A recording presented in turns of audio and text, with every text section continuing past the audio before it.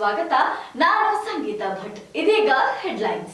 ಸಾರಿಗೆ ನೌಕರರ ಬೇಡಿಕೆಗಳು ನ್ಯಾಯಸಮ್ಮತವಲ್ಲ ಅಂತ ನಾವು ಹೇಳಿಲ್ಲ, ಆದ್ರೆ ಅವರು ಶಾಂತಿಯುತವಾಗಿ ಸರಿಯಾಗಿ ವರ್ತಿಸಬೇಕು ಅಂತ ಡಿಕೆ ಶಿವಕುಮಾರ್ ಅವರು ಮಾಧ್ಯಮದವರ ಮುಂದೆ ಹೇಳಿಕೆಯೊಂದನ್ನ ನೀಡಿದ್ದಾರೆ.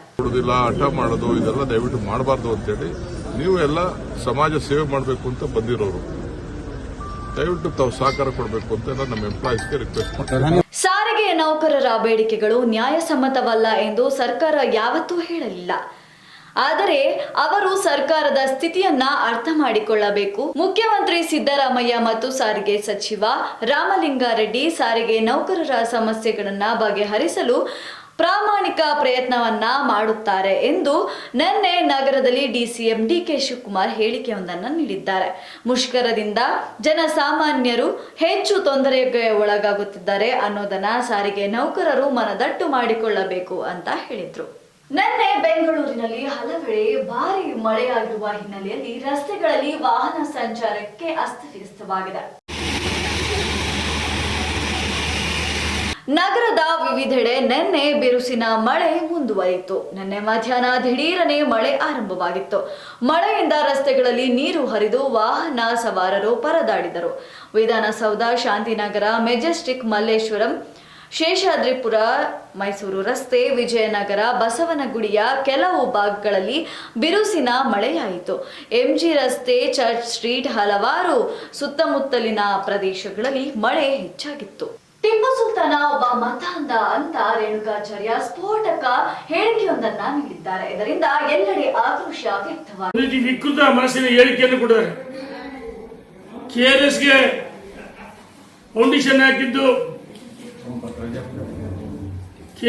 ಫೌಂಡೇಶನ್ ಹಾಕಿದ್ದು ಟಿಪ್ಪು ಅಂತ ಹೇಳ್ತಾರೆ. ನಾಚಿಕೆ ಆಗಬೇಕು ಇವರಿಗೆ. ಟಿಪ್ಪು ಒಬ್ಬ ಮತಾಂಧ, ಹಿಂದೂಗಳ ಭಾವನೆಗಳಿಗೆ ಧಕ್ಕೆ ತರ್ತಕ್ಕಂಥ ಕೆಲಸವನ್ನು ಮಾಡಿದ್ದಾರೆ. ಹಿಂದೂಗಳನ್ನ ಮತಾಂತರ ಮಾಡ್ತಕ್ಕಂಥ ಕೆಲಸವನ್ನು ಮಾಡಿದ್ದಾರೆ. ಮಾದೇವಪ್ಪನವರೇ, ನಿಮಗೆ ಇತಿಹಾಸ ಗೊತ್ತಿದೆಯಾ? ಮೈಸೂರು ಮಹಾರಾಜರ ಇತಿಹಾಸ ಗೊತ್ತಿದೆ ಮಾದೇವಪ್ಪನವರೇ? ನಿಮಗೆ ಮಹಾರಾಜರ ಇತಿಹಾಸ ಗೊತ್ತಿದೆ? ಯಾವ ಸಿದ್ದರಾಮಯ್ಯನವರು ಡಿಕೆ ಶಿವಕುಮಾರ್ ಮಧ್ಯೆ ಕುರ್ಚಿ ಕದನ ಆಗ್ತದೆ. ಈ ಕುರ್ಚಿ ಕದನದಲ್ಲಿ ಕುರ್ಚಿಯನ್ನು ಉಳಿಸಿಕೊಳ್ಳುವ ಸಲುವಾಗಿ ಹಿಂದೆ ತಮ್ಮ ಸುಪುತ್ರನ ಮೂಲಕ ಹೇಳಿಕೆಯನ್ನು ಕೊಡಿಸಿದ್ರು.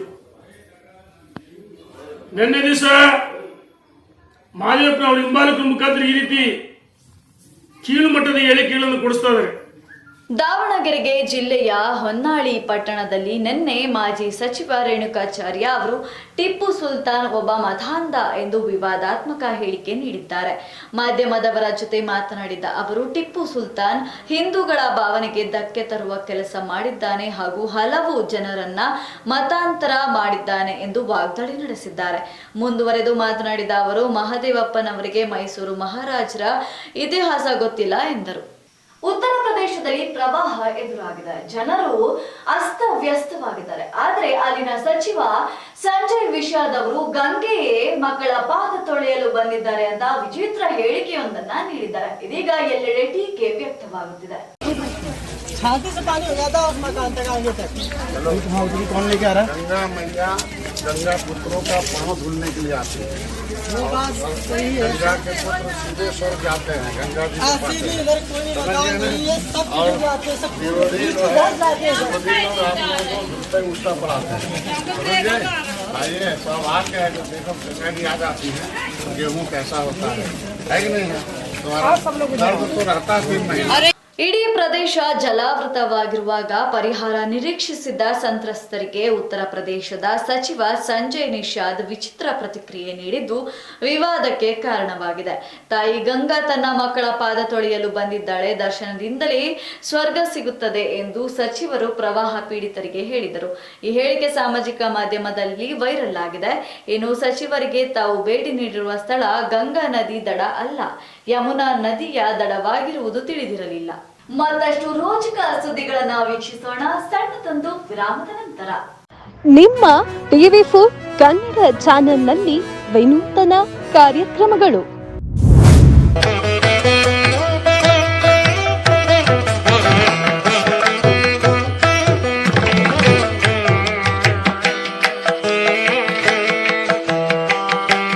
ನಿಮ್ಮ ದೇವಸ್ಥಾನದ ಬಗ್ಗೆ ಸಂಪೂರ್ಣ ಮಾಹಿತಿ ನೀಡುವ ಕಾರ್ಯಕ್ರಮ ದೇಗುಲ ಮಹಿಮೆ.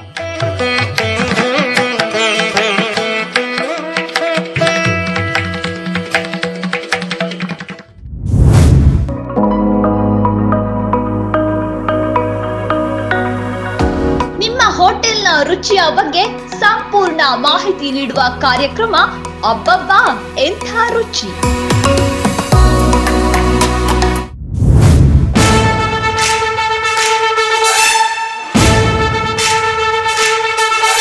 ಸಮಾಜ ಸೇವಕರ ಬಗ್ಗೆ ಜನತೆಗೆ ತಿಳಿಸುವ ಕಾರ್ಯಕ್ರಮ ಜನರೇ ಮೆಚ್ಚಿದ ನಾಯಕ.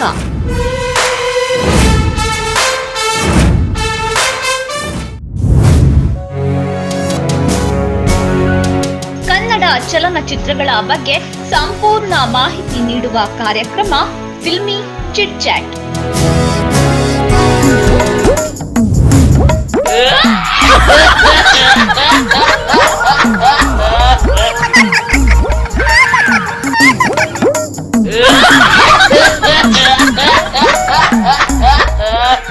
ವಿನೂತನ ಬಕ್ರ ಕಾರ್ಯಕ್ರಮ ಟೋಪಿ ಲಾಲ.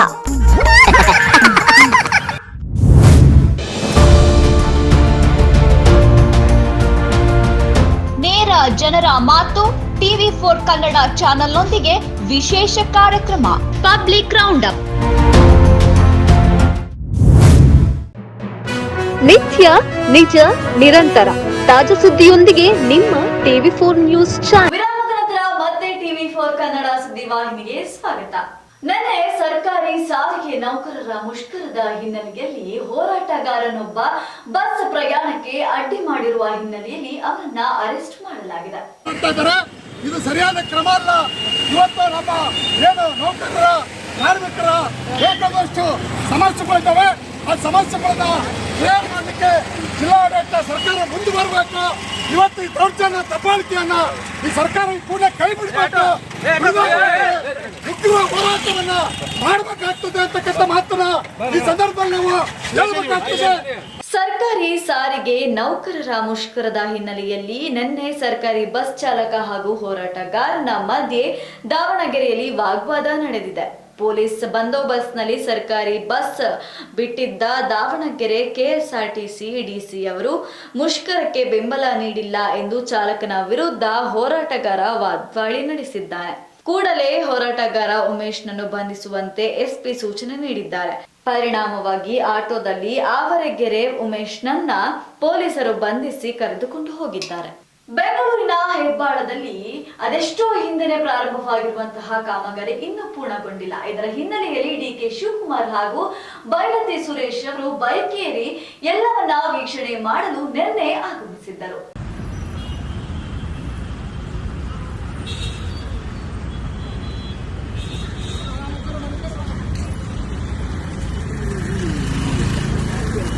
ಹೆಬ್ಬಾಳದಲ್ಲಿ ನಡೆಯುತ್ತಿರುವ ಮೇಲ್ಸೇತುವೆ ಕಾಮಗಾರಿ ವೀಕ್ಷಣೆಯನ್ನ ಮಂಗಳವಾರ ಡಿಸಿಎಂ ನಗರಾಭಿವೃದ್ಧಿ ಸಚಿವ ಡಿಕೆ ಶಿವಕುಮಾರ್ ಮಾಡಿದ್ದಾರೆ. ಈ ವೇಳೆ ಸಚಿವ ಬೈರತಿ ಬಸವರಾಜ್ ಜೊತೆ ಬೈಕ್ ಏರಿ ವೀಕ್ಷಣೆ ಮಾಡಿದರು. ಸುಮಾರು 1050 ಮೀಟರ್ ಉದ್ದ ಇರುವ ಮೇಲ್ಸೇತುವೆ ಇದಾಗಿದ್ದು ಬೈಕ್ ಏರಿ ಮೇಲ್ಸೇತುವೆ ವೀಕ್ಷಣಿಸಿದ್ದರು.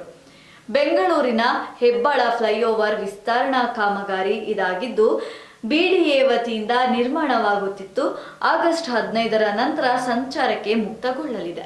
ಗ್ಯಾರಂಟಿ ಯೋಜನೆಗಳ ಹಿನ್ನೆಲೆಯಲ್ಲಿ ಅದೆಷ್ಟೋ ಬಸ್ಗಳನ್ನ ಗ್ರಾಮೀಣ ಭಾಗದಲ್ಲಿ ಕಡಿತ ಮಾಡಲಾಗಿದೆ ಅಂತ ರಾಜ್ಯಾಧ್ಯಕ್ಷ ವಿಜೇಂದ್ರ ಮಾಧ್ಯಮದವರ ಮುಂದೆ ಹೇಳಿಕೆಯೊಂದನ್ನ ನೀಡಿದ್ದಾರೆ. ಈ ವಿಚಾರವನ್ನ ಗಂಭೀರವಾಗಿ ತೆಗೆದುಕೊಳ್ಳದೇನೆ ಇವತ್ತು ರಾಹುಲ್ ಗಾಂಧಿ ಬರ್ತಾರೆ ಅಂತೇಳಿ ನೆನ್ನೆ ಸಿದ್ದರಾಮಯ್ಯನವ್ರು ನೆನ್ನೆ ಆ ಸಭೆನ ಕರೆದಿರ್ತಕ್ಕಂಥದ್ದು KSRTC ನೌಕರರ ಜೊತೆಲೆ.